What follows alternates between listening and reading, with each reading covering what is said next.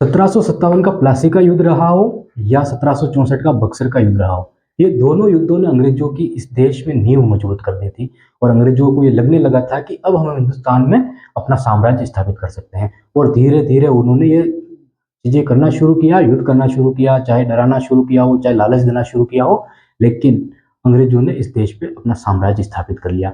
यहाँ पे राजाओं को कमजोर भी किया गया, उनको लालच भी दिया गया, उनके साथ साठ-गांठ भी बिठाई गई और ये सारी चीज़ों के कारण एक वक़्त ऐसा आया जब सारे राजा इस देश में कमज़ोर हो गए। या तो उनको अंग्रेज़ों के साथ रह के काम करना पड़ा या फिर उनको अपनी सत्ता छोड़नी पड़ी। ये दोनों चीज़ें इस देश में हो रही थी। तभी हम देखते हैं कि 1950 में जब हमको अपने देश को एक करना था, तब हमको 565 रियासतों को इस देश में मिलाना भी था। तो कहीं न कहीं जो रियासतें बची थी, जो राजा बचे थे, वो अंग्रेज़ों के साथ साठ-गांठ बनाकर चल रहे थे। ये स्थिति हमको देखने को मिलती है। दूसरी चीज़ है कि इस देश में एक वर्ग ऐसा था जिसने हथियार नहीं डाले थे, वो वर्ग था किसान वर्ग। और हमको बात करनी है भूमि सुधार अधिनियम को लेकर। नमस्कार दोस्तों, हम बात करेंगे आज भूमि सुधार अधिनियम को लेकर और हमको ये देखना है कि अंग्रेजों के द्वारा जब 1757 का युद्ध हुआ, जब 1764 का युद्ध हुआ, इन दोनों युद्धों में अंग्रेजों की जीत होने के बाद ऐसा लगने लगा था कि इस देश में अंग्रेजों की सत्ता कायम होने जा रही है। उसी वक्त पहली बार इस देश में ऐसा होने जा रहा था कि किसानों को बिल्कुल ही इस देश में खत्म किया जा रहा था, मतलब कि किसानों को बिल्कुल ही कमजोर कर दिया गया था। किसानों के द्वारा जो अनाज उगाया जा रहा था, लाखों टन अनाज विदेशों में भेजा जा रहा था अंग्रेजों के द्वारा, जबकि भारत के अंदर अकाल की स्थिति थी, भूखमरी से काफी लोगों की यहाँ पे मौत हो रही थी, लेकिन अंग्रेजों ने लाखों टन अनाज कहाँ पे भेजा? तो बाहर भेजा। एक ग्रेट अकाल के नाम से अकाल पड़ा था, तो ब्रिटेन में भेजा गया और ब्रिटेन के द्वारा मित्र देशों में अनाज भेज दिया गया। जब बंगाल की हम बात करेंगे तो 30 लाख किसानों की मौत हो गई वहां पे। किसानों की ही मौत नहीं हुई थी, उनके साथ साथ काफी दूसरे लोगों की मौत हो गई थी, कारण था अकाल और भूखमरी के कारण। लेकिन अंग्रेजों के द्वारा अनाज भारत में न रखकर ब्रिटेन में भेजा जा रहा था, तो किसानों की हालत खराब कर दी थी, बिल्कुल ही खराब होने लगी थी। लेकिन किसानों ने हथियार नहीं डाले थे, हमेशा उन्होंने लड़ाई लड़ी है, वो लड़ते रहे। जब हम बात करते हैं 1859 की, तो 3 साल एक युद्ध चला है नील विद्रोह को लेकर। जब अंग्रेजों ने इस देश के अंदर अफीम की खेती हो, चाहे नील की खेती हो, चाहे कपास की खेती हो, ये तीनों फसलें व्यापारिक फसलें होती है और इनसे मुनाफा कमाया जा सकता है। तो यूरोप में इस व्यापार को बढ़ाने के लिए अंग्रेजों ने किसानों से जबरदस्ती ये फसल उगाने की बात की। जब किसानों ने उनकी बातें मानी, क्योंकि कमजोर हो चुके थे और सत्ता अंग्रेजों की ही थी, तो इसलिए किसानों को ये मजबूरी थी कि बात माननी थी। लेकिन आगे चलकर अंग्रेजों ने नील का, कपास का और जो अफीम का जो पैसा मिलना था, वो किसानों को नहीं दे रहे थे। काफी ज्यादा उस पर टैक्स लगाया जा रहा था। इसी को लेकर नील विद्रोह हुआ। बाद दक्कन में, महाराष्ट्र में है ये, और यहाँ पे भी साहूकारों को लेकर दंगे स्टार्ट हो गए थे, क्योंकि साहूकारों ने काफी ज्यादा यहाँ पे लगान वसूल कर रहे थे। उसके बाद चंपारण आंदोलन आता है, गांधी जी के द्वारा किया जाता है। फिर खेड़ा आंदोलन ध्यान रखना 1916 में आया था और चंपारण आंदोलन 1917 में आया था।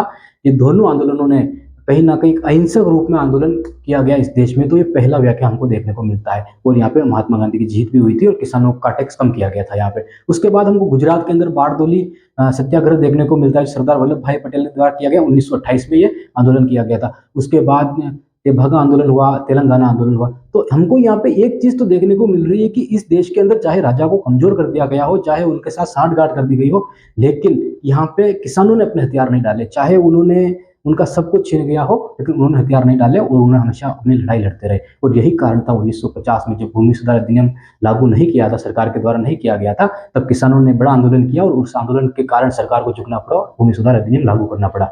यही भूमि सुधार अधिनियम काफी लंबा चलता है और इससे न्यायपालिका का टकराव सीधा सरकार के साथ या कार्यपालिका के साथ होता है। तो पहली बार ऐसी स्थिति देखने को मिल रही थी इस देश के अंदर, जब न्यायपालिका और कार्यपालिका दोनों में टकराव हो रहा था। पिछली क्लास में हमने देखा था कि जब संसद कमजोर होगी तब कार्यपालिका मजबूत होगी। अगर संसद कमजोर होगी तो कार्यपालिका के फैसलों को नहीं रोक पाएगी, तब न्यायपालिका सामने आएगी। तो पहली बार ऐसा हो रहा था इस देश के अंदर जब भूमि सुधार अधिनियम लाया गया और देश का पहला ही संविधान संशोधन था ये।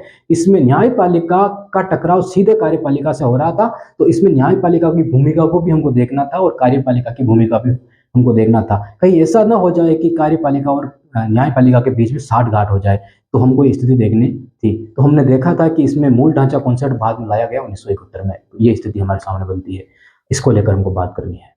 हमारी क्लास शुरू होती है इसी कॉन्सेप्ट को लेकर। हमको ये सारी स्थितियां देखनी पड़ेगी कि जो भूमि सुधार अधिनियम इस देश में लाया गया उससे पहले स्थिति क्या थी, उसके बाद स्थिति क्या थी। आपको एक बात याद रखनी पड़ेगी इसमें कि इस देश में जब राजाओं को जमीनें देने की बात आई थी ना लोगों को, तो उन्होंने अपने रिश्तेदारों को जमीनें देती थी और वही रिश्तेदार बाद में जमींदार वर्ग बनकर सामने आ गए थे और अंग्रेजों ने उन्हीं जमींदारों को मध्यस्थता दे दी थी इसके बीच में, किसानों के बीच में और अंग्रेजों के बीच में, कि आप जाइए टैक्स वसूलिए और हमको दीजिए। और ये सबसे बड़ी गलती अंग्रेजों की थी किसानों को लेकर।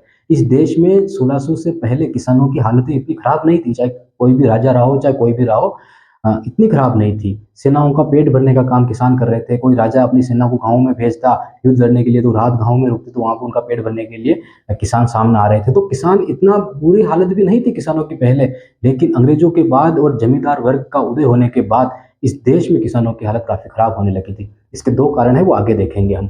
अब शुरू करते हैं हमारी क्लास को। ध्यान से पूरी क्लास देखिएगा और उसको कहानी को समझने की कोशिश कीजिएगा कि इस भूमि सुधार, देश में भूमि सुधार अधिनियम जो लाया गया, उसकी कॉन्सेप्ट क्या था, भूमिका कैसे बनाई गई। सिर्फ ऐसा नहीं है कि इस देश में किसानों की हालत खराब थी इसलिए भूमि सुधार अधिनियम लाया गया।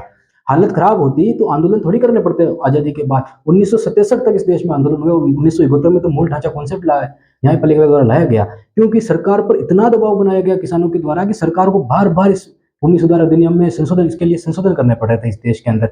और लोगों को जो हजारों हजारों एकड़ जमीनें अपने पास रख रखी थी, उनको छीन छीन के लोगों को बांटना पड़ रहा था। इतने बड़े बड़े इस देश में आंदोलन हो रहे थे। तो ये स्थिति कोई छोटी मोटी स्थिति नहीं थी।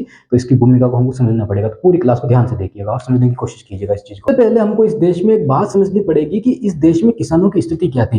अगर हम 1950 की बात करेंगे तो इस वक्त इस देश में 36 करोड़ लोग रहते थे। अभी 140-45 करोड़ आबादी हमारी हो गई है, लेकिन आजादी के वक्त जब संविधान हमारा लागू हुआ था, उस वक्त इस देश में लगभग 36 करोड़ की जनसंख्या थी। उन 36 करोड़ जनसंख्या में से लगभग 25 करोड़ किसान थे। और कैसे किसान थे, तो ध्यान रखना, छोटे किसान थे। एक पॉइंट हमारा यह बनता है कि कैसे किसान थे, तो छोटे किसान थे। 70% जनसंख्या सिर्फ किसान थी इस देश के अंदर। 70% जनसंख्या किसान थी 1950 में। वो पहला छोटे किसान थे, दूसरा आता है कि बटाईदार थे, और तीसरे थे भूमिहीन किसान।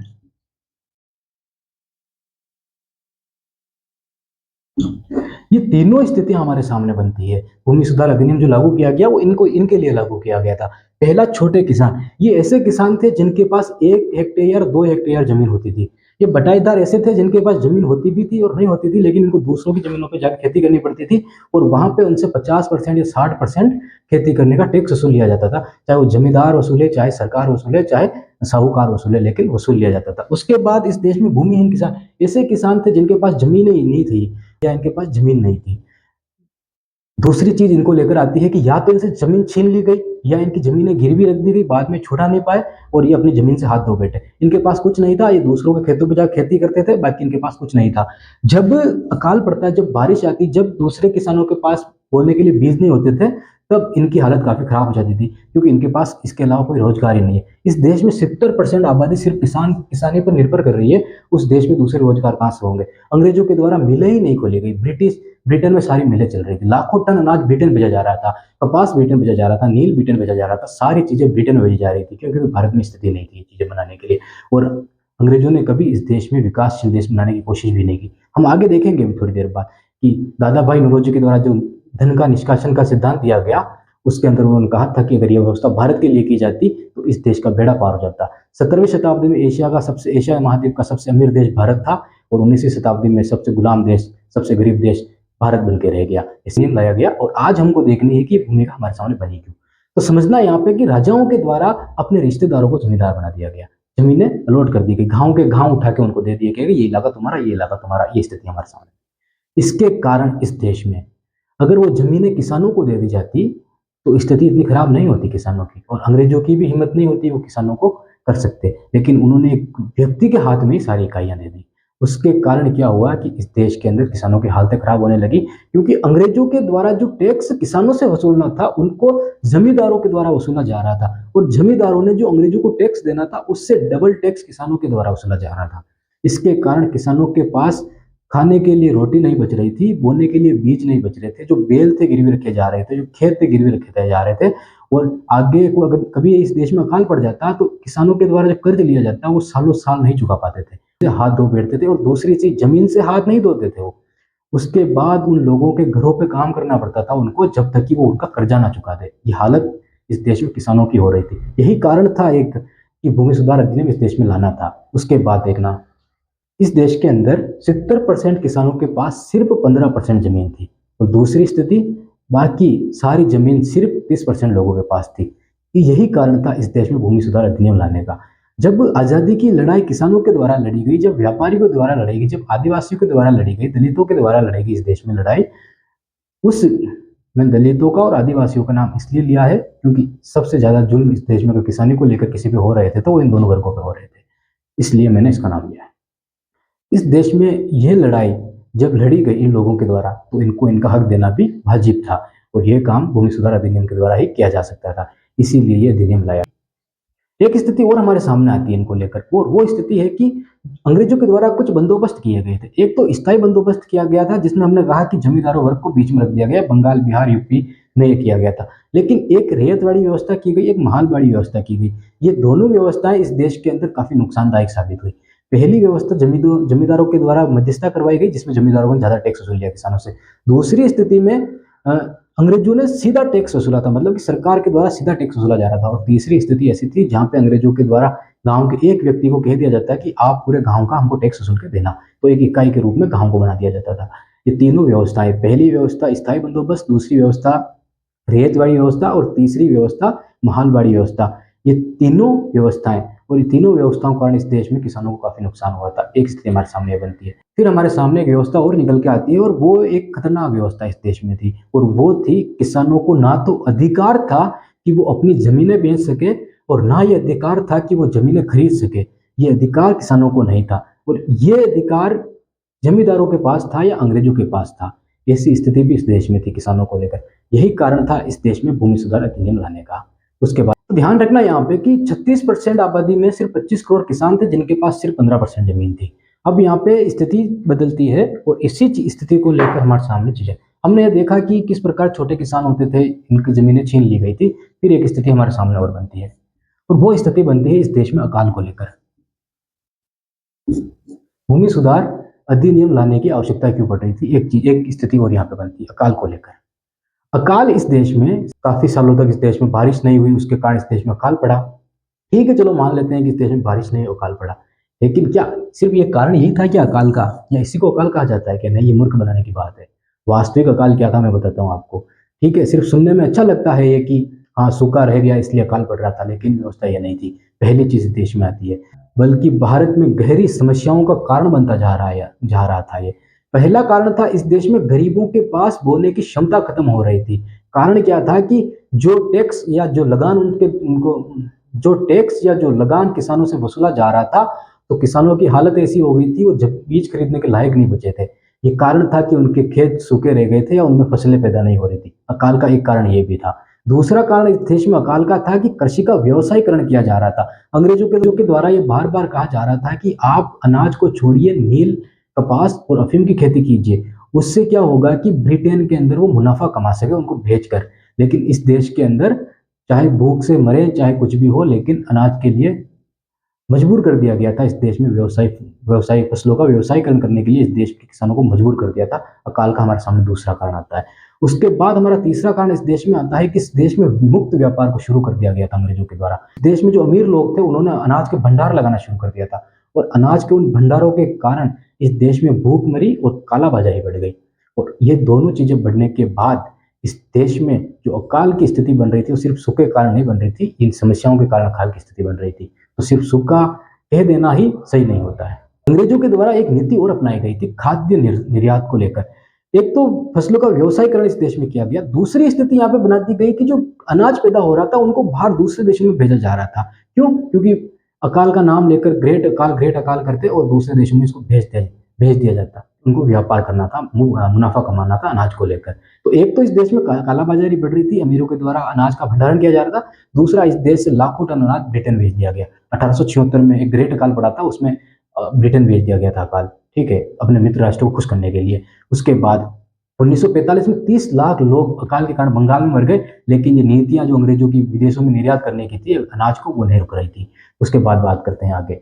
निर्यात पर कोई प्रतिबंध अंग्रेजों के द्वारा लगाया ही नहीं गया था। मतलब अकाल को लेकर इस देश के अंदर कुछ राहत कार्य चलाए गए थे, लेकिन राहत कार्य अंग्रेजों के द्वारा इस तरह के चलाए गए थे जिससे कि समझना है यहाँ पे कि जो काम करेगा वही खाएगा, जो काम करेगा उसी को मिलेगा। मतलब कि कठिन श्रम करवाते थे फिर कुछ खाने को देते थे। ये स्थिति किसानों की हो गई थी इस देश के अंदर। ये कारण था भूमि सुधार अधिनियम लाने का।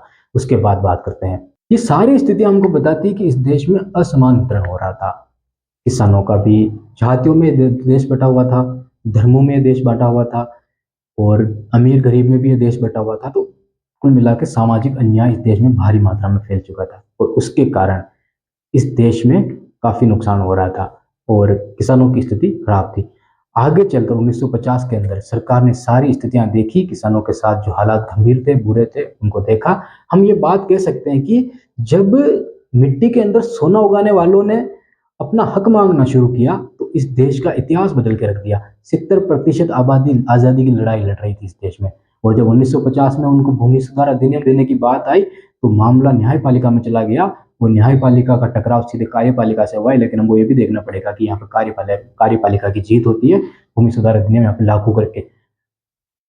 जब इस देश के अंदर किसानों को अपना हक देने की जब इस देश के अंदर किसानों को अपना हक देने की बात आती है और जब भूमि सुधार अधिनियम इस देश में बनाया जाता है, उस भूमि सुधार अधिनियम को लेकर न्यायपालिका का और कार्यपालिका का जो टकराव होता है, अगली क्लास में हम देखेंगे। आज की क्लास कैसी लगी कमेंट करके बताना और बात करेंगे नेक्स्ट क्लास में कि किस प्रकार की व्यवस्था की गई, किस प्रकार के संविधान संशोधन किए गए इस देश में और उन संविधान संशोधनों को लेकर न्यायपालिका की भूमिका क्या रही है, कार्यपालिका की भूमिका क्या रही है और संसद की भूमिका उसमें क्या रही है, विपक्ष ने क्या कहा था उसको लेकर सारी चर्चा हमको करनी है। मिलते हैं नेक्स्ट क्लास में।